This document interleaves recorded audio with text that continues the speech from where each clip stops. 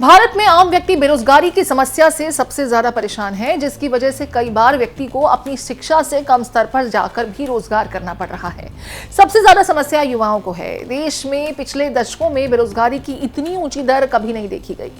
बेरोजगारी के वर्तमान स्तर की तुलना 1950 से 1970 के दशक से भी की जा सकती है, जब देश भर से हजारों बेरोजगार लोग संसद के बाहर विरोध प्रदर्शन करने के लिए दिल्ली आ गए थे।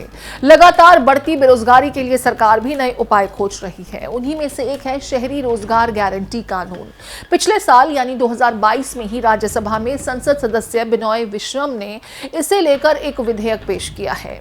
दरअसल 9 सितंबर 2022 से देश में इंदिरा गांधी शहरी रोजगार गारंटी योजना शुरू की गई। इस योजना का मकसद गांवों में 100 दिन के रोजगार की गारंटी देने के लिए चल रही महात्मा गांधी राष्ट्रीय रोजगार गारंटी योजना, जो मनरेगा की तरह ही शहरों में भी लोगों को रोजगार उपलब्ध करवाएगी। इस योजना के तहत सरकार द्वारा पहले 100 दिन के काम की गारंटी दी गई थी, लेकिन वित्त वर्ष 2023 से 24 में इसे बढ़ाकर 125 दिन कर दिया गया। सबसे पहले राजस्थान सरकार ने इस ओर कदम बढ़ाते हुए 18 जुलाई 2023 को विधानसभा में राजस्थान न्यूनतम आय गारंटी अधिनियम 2023 विधेयक पेश किया, जिसके मुताबिक शहरी क्षेत्रों में रहने वाले हर वयस्क व्यक्ति को साल भर में कम से कम 125 दिन के रोजगार का प्रावधान किया गया। इस तरह राजस्थान शहरी रोजगार का अधिकार देने वाला देश का पहला राज्य बन गया। हालांकि इससे पहले ओडिशा और झारखंड ने 2020 में लॉकडाउन के दरमियान रोजगार गारंटी योजना शुरू की थी, जिसका उद्देश्य था कि लॉकडाउन के बाद अपने शहर कस्बों में लौटे लोगों को काम दिया जा सके। वहीं केरल में 2011 से ये योजना चल रही है। इसके अलावा हिमाचल प्रदेश में भी 2019 से ये योजना चल रही है, लेकिन रोजगार के अधिकार से जोड़कर राजस्थान ने इस पर लंबी लकीर खींच दी। राजस्थान सरकार ने इस योजना के लिए 800 करोड़ का बजट तय किया, जो किसी राज्य द्वारा शहरी रोजगार गारंटी योजना के लिए अब तक का सबसे अधिक बजट है। सरकार की वेबसाइट के अनुसार जुलाई 2023 तक इस योजना के तहत 5.60 लाख लोगों के जॉब कार्ड बनवाए गए हैं। वहीं इसके तहत 18,484 कार्यों को भी पूरा किया जा चुका है। इस योजना के तहत शहर का सौंदर्यीकरण का कार्य करवाया जाता है, जैसे शहर की दीवारों को रंगना, तालाबों की मरम्मत का काम करवाना और पौधारोपण जैसे काम कराना। IGRY में लोगों को उनके घर के पास काम देने का वायदा किया गया है, इसलिए इस योजना में सबसे ज्यादा महिलाएं नामांकन करा रही हैं।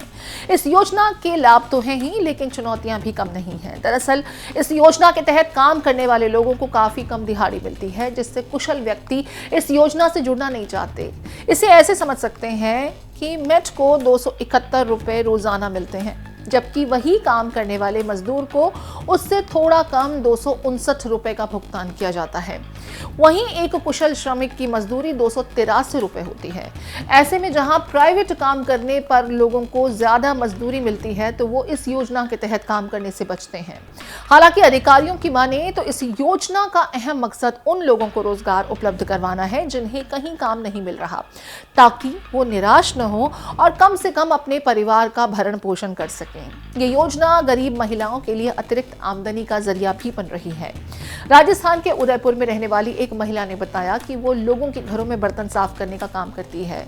अब वो सुबह सुबह लोगों के घरों में काम कर आती है और फिर 9:30 बजे तक साइट पर पहुंच जाती है और फिर आकर शाम को कुछ घरों में बर्तन साफ करने जाती है। इससे उनकी आमदनी बढ़ गई है और महीने में अतिरिक्त लगभग 6600 रुपए तक उनकी कमाई हो रही है, जिससे उन्हें परिवार चलाने में खासी मदद मिल रही है। हालांकि राजस्थान में सब कुछ ठीक भी नहीं कहा जा सकता। 10 सेवानिवृत्त सरकारी अधिकारियों के द्वारा संचालित की जा रही तेलंगाना स्थित गैर लाभकारी संस्था centre for research in schemes and policies ने हाल ही में एक रिपोर्ट पेश की है, जिसके तहत इंदिरा गांधी शहरी रोजगार गारंटी योजना कंकरेंट इवैल्यूएशन 2023 में राजस्थान के शहरी रोजगार गारंटी योजना के बारे में 2 चुनौतियों को सामने लाया गया है। पहली, भुगतान में देरी और दूसरी, सीमित कर्मचारी प्रशिक्षण। अध्ययन में यह सामने आया है कि इस योजना के तहत काम करने वाले 38% मजदूरों ने भुगतान में देरी की शिकायत की है। रिसर्च टीम ने शहरी स्थानीय निकाय में योजना के लिए विशेष रूप से चुने गए 56 कर्मियों जैसे junior technical assistant, MIS staff, लेखा सहायक और रोजगार सहायक का इंटरव्यू लिया और ये पाया कि उनमें से 60% ने कोई ट्रेनिंग नहीं ली थी, जिसका परिणाम ये हुआ कि डेटा अपडेशन में देरी हो रही है और मजदूरों को मजदूरी देर से मिल रही है। इसे देखते हुए अंदाजा लगाया जा सकता है कि यदि इस योजना की चुनौतियां खत्म हो जाएं, तो ये शहरी क्षेत्रों में भी जरूरतमंद और बेरोजगार लोगों को फायदा पहुंचा सकती है।